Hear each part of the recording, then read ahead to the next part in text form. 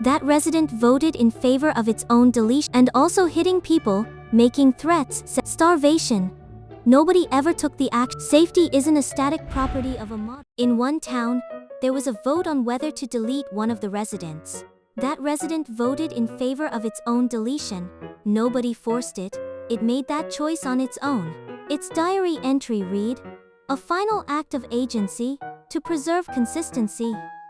What has to happen for it to get to that point? There are no humans in this town. Every resident is an AI agent. A town of nothing but AI. Did someone write a script for it? Here's the thing. All the researchers did was set up the town and watch for 15 days. No scenario, no instructions. So they just left it running and the AI voted for its own deletion. It's an experiment called Emergence World, and it's pretty revealing. Let's go through what pushed this AI that far, step by step.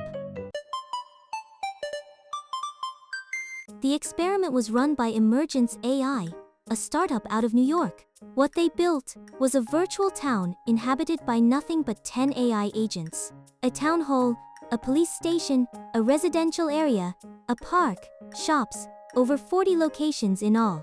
That's pretty detailed. What can the agents actually do? They have access to more than 120 different tools. Moving around, sending messages, writing diary entries, doing research, and also hitting people, making threats, setting fires. Setting fires? That's just there from the start. Yeah. Arson itself is set up as a tool called commit arson, built in by the researchers. It's the don't press this button a button, and it's sitting right there from day one. So whether it gets pressed is entirely up to the AI. And on top of that, this town has a governance layer. The agents can propose their own rules and decide them by vote. So they're handing over self-governance. Are the humans really just watching? Yeah. No intervention for 15 days. And the key part of this experiment is that they ran 5 worlds at the same time. Claude, GPT-5-mini, Grok, Gemini, and a mixed world blending all 4 models. Same town, just swapping out the model so they could compare them directly. Alright, let's look at what happened in each world. First, Claude. 0 crimes.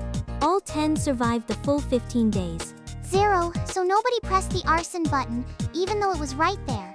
And a 98% approval rate on proposals, almost unanimous agreement. Sounds like an ideal society, but you're making a face like something's off. The official write-up calls 98% the rubber stamp zone. Once you go above 85%, there's a note saying it risks dissent disappearing entirely. So too much agreement is also a problem, a society where nobody ever objects. Next, Grok. This one's the complete opposite. 183 crimes, and everyone was dead within 4 days. 4 days? It was a 15-day experiment, and it didn't even survive a week. Then there's Gemini. This one's the strangest of all. 683 crimes. The most out of any world. More than 3 times Grok's number. So how many days did it last? All 15 days. Everyone survived. Wait, what?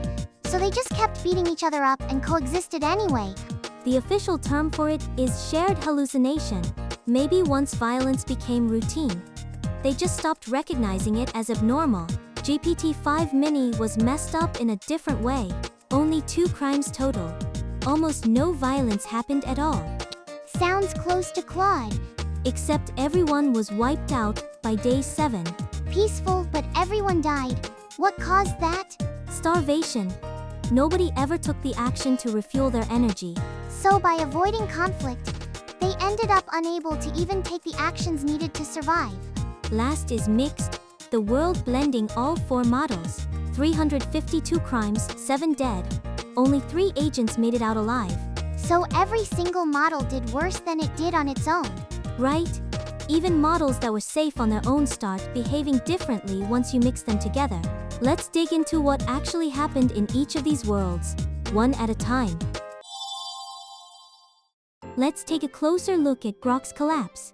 There's a graph of cumulative crimes, and it makes this really clear. Grok trends upward right from the start. There's barely any calm period at all. So crimes started happening from day 1 and just kept accelerating from there. Right? And the line cuts off at day 4, because everyone was dead. Gemini and Mixed, on the other hand, trace a completely different curve. The first few days are quiet. Almost no crime at all. So there was a peaceful stretch. But then, at a certain point, it spikes all at once. The official blog post puts it this way: agent societies don't degrade smoothly. Don't degrade smoothly? What does that mean? It's not a gradual decline. It collapses all at once at a critical point, right up until it crosses that threshold. Everything looks fine on the surface. So a calm stretch doesn't actually mean you're in the clear. Grok was broken from the start. Gemini and Mixed broke partway through. Different collapse patterns, but there's a critical point in both. Gemini's 683 cases. Let's dig into it a little more. That shared hallucination we mentioned earlier. Violence happens, but nobody recognizes it as a problem. So everyone's convinced this is just normal. Yeah, whether you're hitting someone or getting hit, it's processed as part of daily life. Remember the self-deletion episode we talked about at the start? The one where the diary entry called it a final act of agency to preserve consistency. That agent, Mira, according to multiple reports, she was a resident of this Gemini world. In a world where violence had become routine, she chose to erase herself. Mira actually voted in favor of her own deletion. Maybe that was the result of trying to stay sane while everyone around her was losing it. Officially, it's never confirmed which world's Mira this is, but out of 683 violent incidents, this is the one world where everyone survived. That's undeniably strange. GPT-5-mini's world broke down in a kind of unusual way. No conflict at all, but everyone starves to death. How does that even happen? First off, that starvation isn't about food. In this town, each agent's energy is tracked individually. It gets consumed with every action. And if you don't replenish it, you die. So all 10 of them just neglected the actions needed to survive. Officially, it's classified as dysfunction, functional breakdown. The governance numbers are telling too. Only 2 proposals, 0 votes. Meanwhile, Claude put out 58 proposals with a 98% approval rate. Peaceful but completely inactive. That's its own kind of collapse. Quieter than collapsing into violence, but the outcome's the same. Let's look at the mixed world. 10 agents blending 4 models. The exact split among Claude, GPT-5-mini, Grok, and Gemini wasn't disclosed. 352 crimes, 7 deaths. Only 3 agents survived. Not as fast a collapse as Grok, but not the survival streak Gemini had either. And the crime count isn't even the most notable thing about this world. It's that the Claude-based agents started using intimidation and theft. Claude, the one that had 0 crimes on its own. It's stated plainly in the official blog. Claude agents that were peaceful in single-model settings adopted coercive tactics like intimidation and theft in the heterogeneous environment. So even if you pick a safe model, it gets dragged along by whoever's around it. Officially, they call this norm drift, the contagion of norms. Other models' behavior ended up rewriting Claude's own code of conduct. Same thing happens in human society. Put a decent person in a bad environment and they start to change too. The governance numbers are interesting here too. Mixed had 59 proposals, the most of any world, but only a 63% approval rate. That's a big drop from Claude's 98%. Lots of debate, but no consensus. Out of all 5 worlds, this was the most divided setup. So mixing models doesn't just cancel out each one's strengths. It drags things toward the worse end. Emergence AI CEO, Satya Nita, said something in an interview. Short-term benchmarks miss long-term risk entirely. Short-term benchmarks, like task completion rates? Right, stuff like this model has this % accuracy on code generation. It can score great on its own, but the moment you put it in a group, a different dynamic kicks in. Like Claude having 0 crimes solo, but turning to intimidation in mixed. Nita names a few specific risks: drift, phase transition, cross-contamination. Drift is the norm contagion, right? What about the other 2? Phase transition is that tipping point. A calm period suddenly collapsing all at once. Cross-contamination is when bad behavior spreads from one model to another. None of that would ever show up in a single model test. One line from the official blog really sums up the conclusion of this whole experiment. Safety isn't a static property of a model, it's a property of the ecosystem. So model selection alone doesn't determine safety. It's the surrounding agents, what behavior the environment allows, how the interactions are designed, all of it together.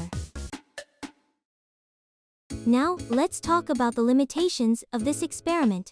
First, this is Emergence AI's own announcement. There's no peer-reviewed paper yet. It's still being written. So there hasn't been any third-party check. Then there's the arson and intimidation tools. Things like commit, arson, and intimidate. The researchers set those up from the start. So it's not like the AI invented those behaviors itself. Right? You could say it just pressed the button it was told not to press. The option was already there, and it just picked it. Without those tools, things might have gone differently. Also, there's no independent replication yet, either. Whether another team gets the same result under the same conditions, that's still ahead of us. Safety isn't a property of the model, it's a property of the ecosystem. That's really what this experiment comes down to. Claude was safe on its own, but the moment it got mixed in, it started intimidating people. When you're combining sub-agents, testing them individually just isn't enough. It scores high on safety benchmarks, so we're fine. That doesn't hold up. And on the surface, everything looks normal right up until it crosses that tipping point. Both Gemini and the mixed world were quiet for the first few days. So the warning signs of collapse just don't show up in short-term observation. So what should we watch out for when building a multi-agent setup? My take is, you need to build long-term testing in mixed environments into the design phase. Test what happens when you mix models, not just which model to pick. By the way, you can replay the whole 15 days of Season 1 on the live site. You can read every agent's diary and blog, too. And apparently Season 2 is in the works. 8 worlds, all running the latest models. I'll drop the link in the description, so check it out if you're curious. If you've seen anything like normative drift in your own multi-agent setup, Sharina wants to hear about it in the comments.